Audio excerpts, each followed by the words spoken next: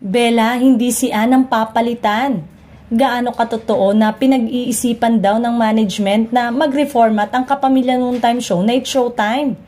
May mga chikang lumulutang na posible raw bawasan ang lineup ng mga host sa nasabing palabas.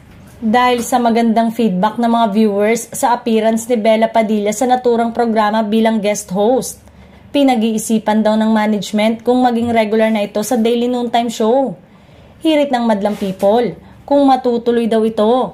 Nanganganib na matigbak di umano sa show, sino man kina Ayon Perez, Jackie Gonzaga, Jugs Jugueta, Sean Dominguez o Teddy Corpus. Say naman ang iba, malabo pa raw na matanggal sa show sina Ayon at Jackie, lalo pat mga alaga o angels ito ni Vice.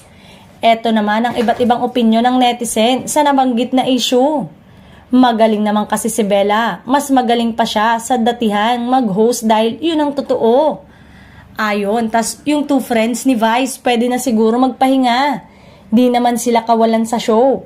Parang naging mainstay na lang dahil kay Vice.